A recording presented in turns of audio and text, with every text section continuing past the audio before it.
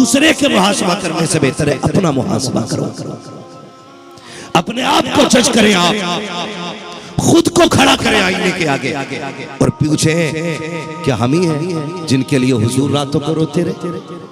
हम ही हैं जिनके लिए मुस्तफा ने रातों रात रो करके गुजारी? हम सही चल रहे हैं, हमारे कदम दुरुस्त है, हमारे रवैये अच्छे हैं? कभी पूछ अपने आप से, खुदा की कसम जब अपने आप को खड़ा करके आईने के आगे सवाल करोगे तो तुम्हारा वजूद खुद तुमसे कहेगा वो जो जन्नत की जमानत दे के गया था ऐसा तो मुझ में कुछ भी नहीं है, वो जो जन्नत की कह के गया था ऐसा तो मुझ में कुछ भी नहीं है। तुम्हें पता है जन्नत इतनी सस्ती भी नहीं है कि एक रात में कोई जन्नत बांट के चला जाए। और तुम्हें खुदा का वास्ता अगर जन्नती लोग देखने गए तो चलो हुजूर की चौखट पे लेके चलो, देखो वो कैसे कैसे लोग थे। आज दीन के लिए जरूरत पड़ जाती है, लोग मस्जिदें छोड़ के भाग जाते हैं, दीन की बात आ जाती है, लोग काम दबा के निकल जाते हैं। मैं पूछना चाहता हूँ जो दीन के लिए 2 रुपए देते हुए घबराता है वो हुजूर के लिए सर कैसे दे सकता है? ये बात समझ में नहीं आती है। अगर सर देने का दावा है तो उससे पहले सर देने से पहले ये सच्चाई साबित करो कि हम सिर्फ सर देने वाले नहीं, हम नबी को दिल देने वाले लोग। कह रहे रात भर गेम खेला है, रात भर गेम खेला है, समझाओ तो जरा। ये रात भर खेला है तो उससे पूछा यार तू जल्दी क्यों नहीं सोता? कहता आंख ही नहीं लगती, अब्बा भी तो 3 बजे तक यूट्यूब चलाते रहते। सोचो, गौर करो, हंसने की बात नहीं, ये सोचने वाली बात है। उसने जवाब में क्या बात कही? उसने ये कहा कि अब्बा भी मेरा 3 बजे तक यूट्यूब चलाता रहता। उनके मोबाइल की आवाज की वजह से नींद नहीं आ रही तो मैंने सोचा गेम ही खेल लूं। तो यहां जिद ये लगी, बेटा कह रहा अब्बा को सुला के सोऊंगा और अब्बा कह रहा बेटे को सुला के सोऊंगा। नतीजा क्या हुआ? आज है ना आपके पास कसरत से रोजी, आज बनाया ना अल्लाह ने आपको करोड़पति। पुश्ते उठा के देखो तो 3 पुश्तों पहले के लोग अमीरों के खेतों में मजदूरियां करते रहते। और यह भी लाजिम नहीं है कि ये दौलत तेरे मेरे दरवाजे पे दायमी है, ये भी हो सकता है ये कल चली जाए, ये भी हो सकता है ये परसों ना हो। हमने बड़े बड़े अमीरों को तख्त से तख्ते पे आते देखा है। अगर अल्लाह नवाज दे तो नाशुक्री नहीं करनी है, उसका शुक्र अदा करना है। उसका बोले जरा, उसका शुक्र अदा करना है। ये तो किस्मत है 5 दिन से रोज ऐसा ही माइक मिल लिया जिस पे चूरन बेचा जाए। हाँ हजरत, पूरी फेफड़ों की ताकत लग जाती है। तो मेरी बात जरा समझे, ऑपरेटर साहब अगर आवाज बढ़ सकती है। साबिर भाई ने हालांकि बता दिया है कि किस्मत से मशीन में कोई कमी आ गई है, लेकिन अगर बढ़ सकती हो आवाज तो बढ़ा दे, वरना मैं इंशाल्लाह कोशिश करूंगा कि बिना माइक के भी आवाज वहां तक पहुंचे। लेकिन शर्त है कि आपकी आवाज में मुझ तक आनी चाहिए। अल्लाह का शुक्र क्या करना चाहिए? अल्लाह का। आप भी बोलने बड़े लोग, कभी कभी ऐसा भी होता है ना, बहुत पैसे वाले लोग कहते हैं नहीं हम मिलाद में बोले, ये हमारी शान के खिलाफ है। अगर ये घमंड किसी के अंदर हो ना तो अपनी दौलत के कागजात जेब में रख के बैठ। ये किसी छोटे मोटे की महफिल नहीं है, ये उसकी महफिल है। ये अलग बात है, खामोश खड़े रहते हैं, फिर भी जो लोग बड़े हैं वो बड़े रहते हैं। ऐसे असलाफ से मिलता है हमारा शजरा जिनके कदमों में कई ताज पड़े रहते हैं। या कोई आका बन के ना बैठे, यहाँ नौकर बन के बैठे। और आपको मैं एक बात बता दूं, कई बार ना लोग आते कहते अरे यार जैसे गए थे वैसे ही आ गए, क्या फायदा? सुनो, यहाँ जितने छोटे होके आओगे उतने बड़े होके जाओगे, और यहाँ जितने बड़े होके आओगे उतने छोटे होके जाओगे। बड़े का मतलब ये नहीं है कि आपके पास फैक्ट्रियां, बड़े का मतलब ये नहीं है आपके पास 4 बिल्डिंगें हैं। बड़े का मतलब ये नहीं है आपके पास ईंटों का भट्टा है। बड़े का मतलब ये नहीं है कि लोग आपको जिम्मेदार कहते हैं। बड़े का मतलब ये नहीं है कि आपको ठेकेदार कहा जाता है। बड़े का मतलब ये नहीं है आपको प्रधान कहा जाता है। बड़े का मतलब ये नहीं है आपको मुखिया कहा जाता है। बड़े का मतलब ये है कि तेरे घर में पलने वाली बेटी कनीज़े फातिमा ज़हरा कही जाए। बड़े का मतलब ये होता है तेरे दर पे पलने वाला बेटा हैदर कर्रार का नौकर कहा जाए। बड़े का मतलब ये होता है कि जब तेरा जनाजा चले तो कोई मुखिया का जनाजा ना कहे, प्रधान का जनाजा ना कहे। बड़े का मतलब ये होता है कि लोग तेरे जनाजे को देखें और दौड़ के कंधा लगाए और ये कहे चलो वो मुखिया का नहीं मुस्तफा के वफादार का जनाजा गुजर के जाए।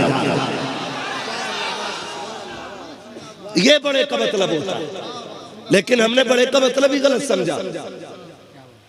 मैं अपनी जमात के उलमा से गुजारिश करूंगा, मैं उम्मीद रखता हूं कि आपका तवक्कुल सिर्फ अल्लाह पे होगा, लेकिन फिर भी एहतियात के तौर पे कहना चाहता हूं, अमीर अगर जबरदस्ती भी चाय पिलाए तो बचना, गरीब एक बार प्यार से कह दे तो चाय न छोड़ना, ताकि दुनिया को ये पता चल जाए कि हुजूर भी गरीबों का ख्याल रखते थे, ये जमात भी गरीबों का ख्याल रखती है। कई बार कई पैसे वाले उलमा को अपने बाप की प्रॉपर्टी समझते हैं। एक अमीर के फोन पे अगर गरीब फातिहा पढ़ने नहीं जाए ना तो लोग कह निकालो इसे, मेरे अब्बा के बीच में नहीं आता, निकालो मस्जिद से। और ना कर यार, अब्बा के बीच में कि फातिहा तू कर, जायदाद तो तुझे खानी। ये नहीं आते तो इनका जुर्म नहीं है, ये आ जाते तो इनका एहसान है। ये आ जाते तो एहसान है, ना आने पे जुर्म नहीं। तो कई बार क्या सोचते, हटा यार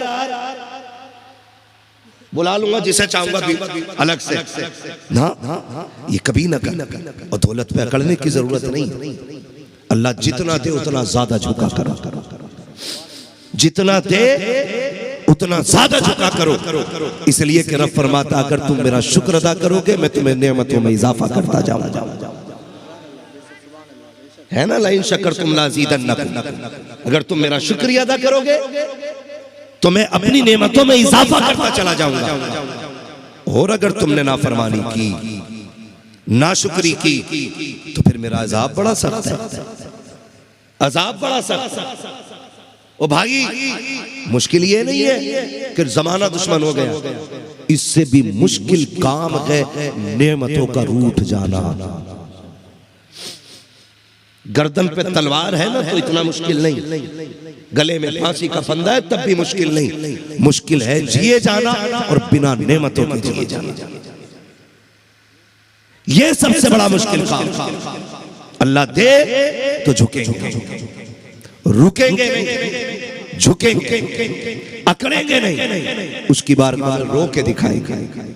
वो इतना दे रहा, मैं माजरत के साथ कहता हूँ, मेरे भी तो 4 हाथ हैं, इनके भी 4 हाथ हैं, 4 हाथ पैर है, मेरे भी 4 हाथ पैर है, 2 आंखें इनकी 2 मेरी है। मैं हिंदुस्तान पे सफर कर रहा हूँ तो मैंने कौन से ऐसे सजदे किए थे जो उसने इतने नवाज दिए? कौन सी मैंने इबादत की थी जो उसने इतना नवाजा? क्या मैं इनसे ज्यादा अल्लाह की इबादत करता हूँ? मैं खुद कभी कभी सोचता हूँ मालिक जो भी तूने दिया है ना, ये मेरी औकात से ज्यादा दिया है, औकात से ज्यादा दिया है, वरना मुश्किल बात होती है। बुरा मत मानिए, आज की महफिल का जो उन्वान है ना, नामूस रिसालत। नामूस रिसालत का मतलब सर काटना नहीं होता है, उनके नाम पे सर कटाना भी होता है। ये नामूस रिसालत का मतलब, सर काटना ही नामूस रिसालत नहीं, सर कटाना भी नामूस रिसालत है। आप कहें कैसे? तो वो डॉक्टर इकबाल का एक शेर, उसने यूसुफ पे कटी मिस्र में अंगुश्ते जना, सर कटाते हैं तेरे नाम पे मर्दाने अरब। ये बहुत गौर से मेरी बात समझिएगा, सर काटना ही नामूस रिसालत नहीं, कटाना भी नामूस रिसालत होता है। अब सर कटाना बड़ी बात, गौर कीजिएगा, सर कटाना बड़ी बात, उससे पहले नीचे सोचिएगा। सर कटाना बड़ी बात है, महबूब को राजी रखना ये उससे पहली बात है। नामूस रिसालत के तहफ्फुज़ का एक हिस्सा ये भी है कि हम अपने रसूल को राजी करने की कोशिश करें। हमारी वजह से हमारे नबी के दामन पे कोई उंगली ना उठाए, ये भी तहफ्फुज़ नामूस रिसालत। हमारी वजह से कोई इस्लाम को कुछ ना कहे, ये भी तहफ्फुज़ नामूस रिसालत। मुझे इस पे बात नहीं करनी है कि कौन क्या भौंक रहा है। हम इतना जानते हैं जिस बर्तन में जो होता है वही निकलता है। जिस बर्तन में जो होता है उससे शराब की बोतल से जमजम नहीं निकला करता, ये याद रखिए। और हमें उम्मीद भी नहीं है कि किसी शराब खाने से जमजम मिले। जमजम ही अगर लेना है तो फिर मक्के जाना पड़ेगा। मुझे इससे मसला नहीं, मैं उनके बारे में कोई बात नहीं कहना चाहता जो भौंक रहे, जो बोल रहे। तो मैंने कहा जिस बर्तन में जो होता है उससे वही निकलता है। हम हुजूर के गुलाम हैं। किसके गुलाम हैं? जोर से, किसके गुलाम है? सारे बोलो किसके गुलाम है? सारे बोले छोटे बड़े किसके गुलाम है? हुजूर के गुलाम। हमारे मुंह से वो निकलेगा जो आमिना के लाल ने सिखाया है, वो निकलेगा हमारे मुंह से जो हमारे नबी ने सिखाया, जो हमारे मजहब ने सिखाया, जो हमारे रब ने हमें बताया। हमें सबसे पहली ये कोशिश करनी है कि मेरी वजह से हमारे दीन पे उंगली नहीं उठनी चाहिए। समझ गए इतनी बात? अगर आप ये सोच के बैठे हो कि मौलवी रोला करेगा और हुल्ला करेगा, हमें उछल के नारे लगाने, कूद के नारे लगाने, तो घर चले जाइए। मैं यहाँ शोर शराबा करने नहीं, तुम्हारा मूड बनाने नहीं आया, मैं अपनी तकदीर बनाने आया हूँ। तुम क्या चाहते हो मुझे इससे मतलब नहीं, बस ये सोचता हूँ मदीने वाला क्या चाहता है। आप रूठे तो रूठे, हुजूर ना रूठे। ये सबसे ज्यादा अहम बात मैं आपसे कर रहा हूं। पहला काम तो ये कि सारे कोशिश करेंगे हुजूर को राजी करेंगे, इंशाअल्लाह करेंगे, इंशाअल्लाह और जोर से। मैं उम्मीद करता हूं अल्लाह के फजल से यहां कोई शराबी नहीं होगा। इस इलाके में पीते तो नहीं है, चलती है इधर भी, पीते तो नहीं है भाई लोग। आपकी बात नहीं कर रहा हूं, मैं जानता हूं उनकी महफिल में गंदे नहीं आ सकते। अच्छी महफिल है तो अच्छे ही आए हो। लोग पीते तो नहीं है इधर, पूरा एरिया साफ है, अल्लाह साफ रखे। लेकिन अगली बात करूं, बुरा मत मानना, कभी कभी हमारे रवैयों की बुनियाद पे लोग इस्लाम पे उंगली उठाते हैं। मिसाल के तौर पे कभी कभी या इम्मा हजरात बैठे, अक्सर ये शिकायत आती रहती है मस्जिद में से जूते चुर गए, होता है नहीं, मार देते नहीं जुम्मे जुम्मे हाथ। हजरत एक तो बड़ा अच्छा मुक्तदी था, इमाम साहब के पिछले जुम्मे को जूते ले गया, अगले को वापस लाया। इमाम साहब थे, उन्होंने कही नहीं किसी से, उन्होंने कहा यार ये बता लेके क्यों गया था? कहने लगा ससुराल जाना था, 3 दिन लग गए, शादी थी इसलिए आने में देर हो गई। ये अखबार नहीं है, ये चटकुला नहीं है, ये इन कानों की सुनी हुई डायरेक्ट बात है, बता रहा हूं। लेकिन हैरत कब होती है? जब जूता चुरे और ऐलान हो, कोई प्रधान का जूता पहन गया, भाई एक बार देख लियो नीचे को।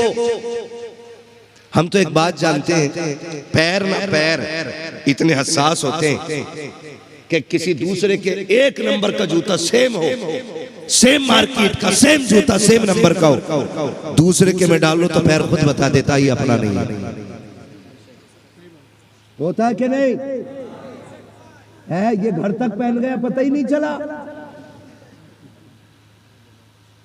अंधा भी आदमी हो ना तो पैर डाल डाल के ना अपने जूते पे जाके रुक जाता।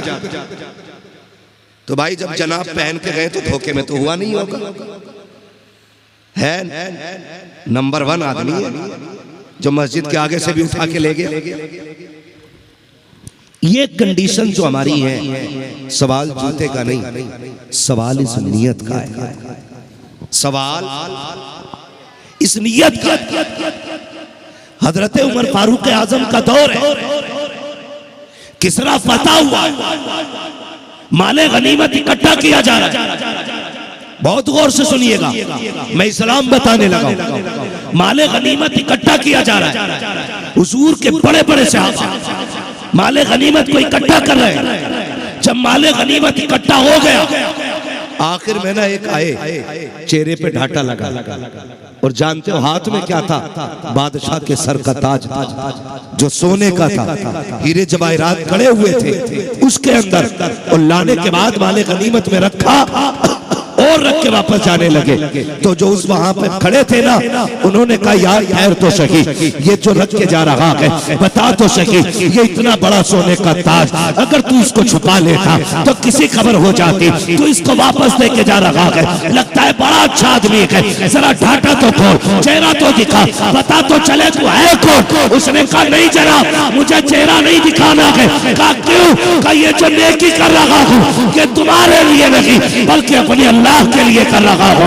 तुम देखो ना देखो, मेरा खुदा देख रहा। हम जो नेकी करें वो अल्लाह के लिए।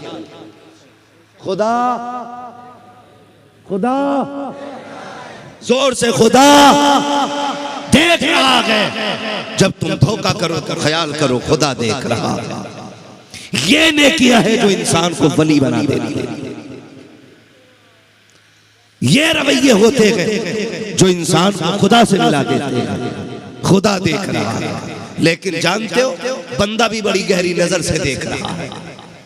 इतनी गहरी नजर हजरत 11वीं होने लगे, 11वीं इमाम साहब ऐलान करने लगे। उसने 10 रुपए दिए। कुछ इतने खड़ूस होते कागज कलम लेके बैठ जाते, लिखूंगा। शाम को जाके पूछा इमाम साहब कितने आए थे? इमाम साहब ने कहा 744 रुपए। का 3 का झूठ बोल रहे हो। क्यों? क्या देखो मेरे पर्चे में इतने लिखा हुए हैं। पता ये चला एक ऐलान में नाम की गड़बड़ी हो गई थी ना, उसने दोबारा नाम लगवा दिया आकर के, तो वही डबल चढ़ा लिया। और जिम्मेदार मौलवी। फिर हम चोरी ठहराते ना।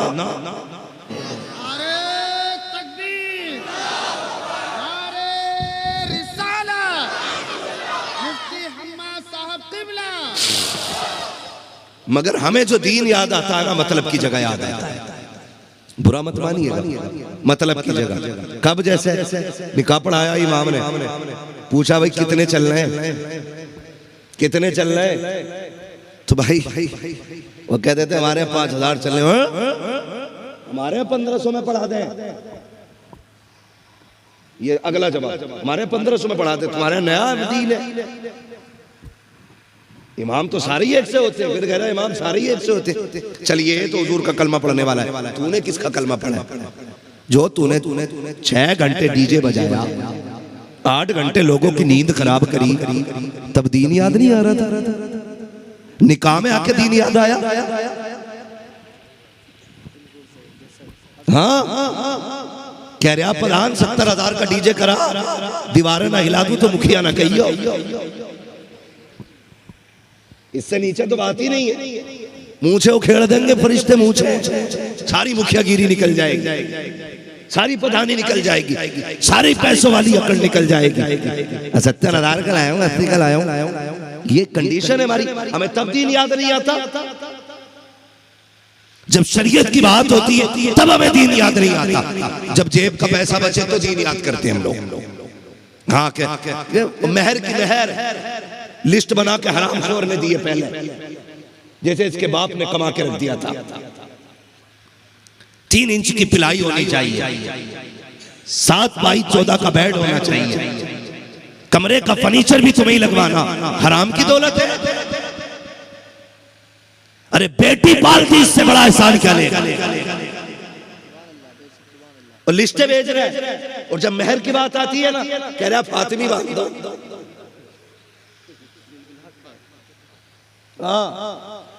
फातिमी में भी जीभ निकल जाएगी, हल्के में मत लेना। 786 मत समझ लेना मेहरे फातिमी को। रेट तो मुझे नहीं मालूम है, वरना लगभग लाखों के समथिंग में बैठेगा मेरे फातिमी जा करके आज। सस्ता समझ रहे आप? हाँ कह रहा मेरे फातिमी बांध दो। हाँ ठीक है जी मेरे बांधना लगा हिसाब। कह रहा ना जी 11वीं की निस्बत से 11,000 कर लो। इसमें तेरी नहीं चलेगी, ये हक बच्ची का है। अगर उसने कहा 5 लाख बंधेंगे तो मर्जी है तेरी निकाह करना या नहीं करना। तुझे हक नहीं है तू उसे दबा के उसके पैसे घटा सके। ये सही कह रहा हूं। जब तुम जहेज की बात करते हो तो बुलेट मुंह मांगी लेते हो, बोलेरो मुंह मांगी लेते हो, बारात का खाना बोटी का साइज देख के लेते हो, नाश्ता पहले लेते हो, खाने इतने महंगे कर दिए कि बाप पूरी जिंदगी एक बेटी की बारात में खर्च कर देता है, तब जाके किसी की बेटी को सुख से जाके किसी का बिस्तर में असर होता है। उस वक्त तुम्हें दीन याद नहीं आता है। जब इसी बेटी के मेहर की बात होती है औकात से घुटनों पे आ जाता है और कहता 11 बांधे जाएगी, बेटा दे नहीं पाएगा। आज तुझे औकात नजर आ रही है। मैं तो ये कहता हूँ जितना शादियों में खर्चा हो उतना मेहर बांधो। फिर किसी की माँ ने दूध नहीं पिलाया है, ना ये डिमांड करेंगे, ना ये बेटी के बाप के ऊपर बोझ बन के दिखाएंगे।